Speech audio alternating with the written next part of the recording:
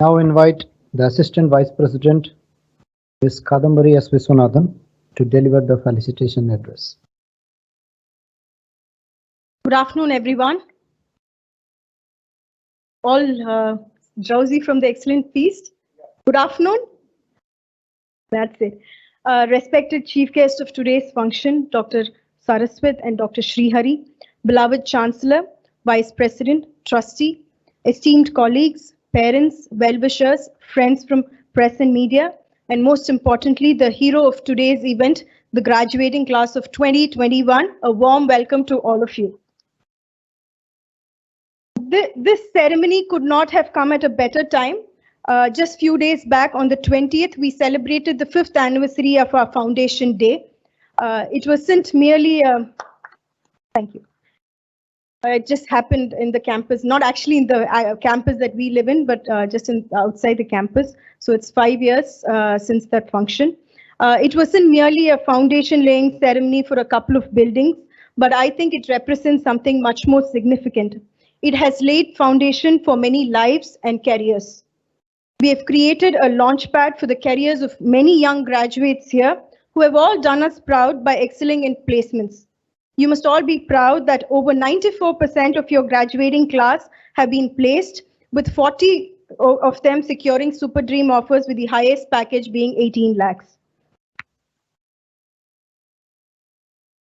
Being the first private Indian university to employ 100% doctoral faculty, we have provided jobs to over 200 academicians. In addition, we have created a very high number of blue-collar jobs through construction, maintenance, and infrastructure development. We estimate that we might have employed about 2,000 laborers in the span of the 5 years.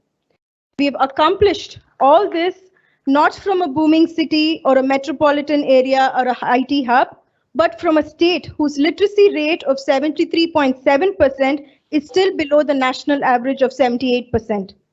In the recently released state ranking by the Niti Aayog, Madhya Pradesh holds the 17th position with a gross state domestic product of 4.25%. It has to go a long way if it has to break into the top 10 states. Creating technical and high-skilled labor and thus an industrial ecosystem around it will be the only way to achieve this accelerated growth.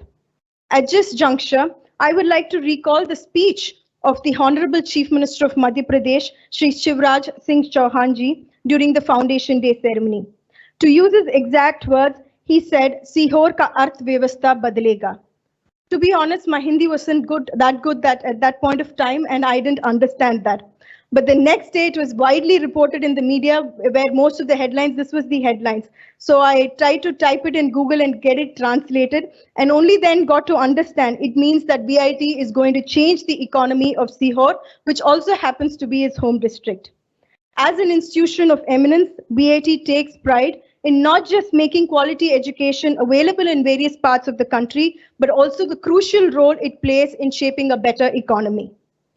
Our location in central India on the Bhopal-Indore highway is quite offbeat, but it has provided an environment that no other reputed university can offer. We work on cutting-edge technologies like AI, cybersecurity, cloud computing, aerospace, bioengineering, etc. in a rural setting where even access to basic amenities of the internet world seems far-fetched. I strongly believe that this experience would have deeply ingrained in you an idea to assess the societal implications of technology, as you have witnessed firsthand the parity between the haves and have-nots. You're all well placed to become the change leaders of corporate India by the next decade. When you attain such powers of position, I implore to all of you that you always look back to your experience of VIT Bhopal and devise strategies to put technology to better use and for the upliftment of the underprivileged.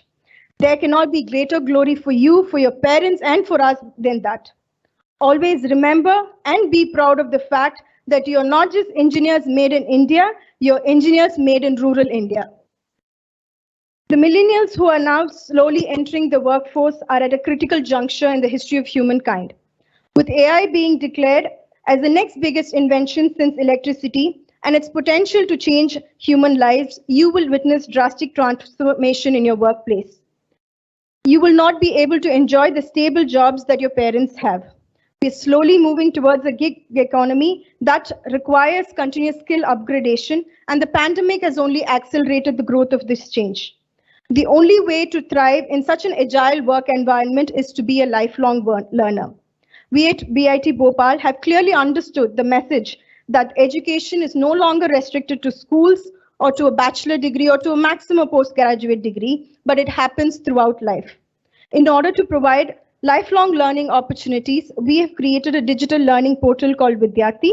It is still in the nascent stages of development, but by the beginning of next year, we envision to have a full-fledged online learning platform that would provide a holistic approach to skill upgradation across all age groups.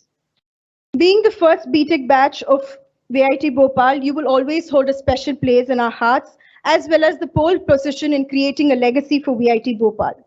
You're all like our firstborns, and you've been given too much attention, care, and a lot of small privileges and pleasures that others have not enjoyed. I've always been apprehensive that the lack of role models in the campus would make you less aspirational, but you've risen to the occasion with flying colors and have set an excellent benchmark in academic culture for your juniors. The placement season for your juniors have just begun just a few weeks back, and already 70% of them placed, with one student getting an offer from Microsoft. You've done justice to everyone who considered you a ringleader and were going around the campus calling you Bhaiya and Didi, and you've shown them the right path ahead. The first batch of VIT, then known as Velo Engineering College, passed out in 1988. Despite over 30 years since graduation, Chancellor always fondly recollects his memories with them and interacts with them on a regular basis. Now I can truly understand that special feeling he has for them. It is not because they've achieved a very high success or excelled in their fields, but purely because the students and the institution had the unique chance to begin their journeys together. I think this creates a bond, a very special bond beyond compare. We would always like to welcome you back to campus as alumni and brand ambassadors of VIT. VIT has a vibrant alumni association with an extensive network of over 1 lakh members through 55 national and international chapters. I request you on this occasion to actively participate and contribute to VITA. It is an excellent platform for you to engage with the university, but also assist yourself in your professional development to extensive networking activities. I cannot conclude my speech without thanking our faculty and parents. The tireless efforts and the attentive care of our faculty is the cornerstone of all your success. I can tell you from my first-hand witnessing this in the past week, they're much more excited that you're graduated and coming back than you could imagine.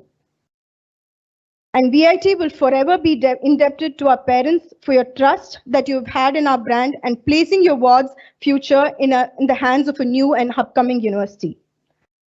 आप सभी ने जो VIT पर भरोसा किया है और मेरे नेतृत्व को विश्वास दिया है, इसके लिए मैं आप सभी का हार्दिक धन्यवाद करती हूँ.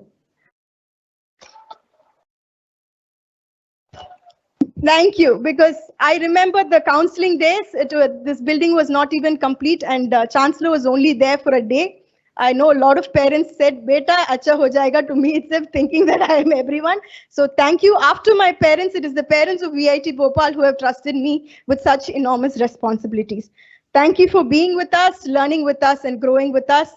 Nandri, dhanyavad, dhanyavad. Thank you.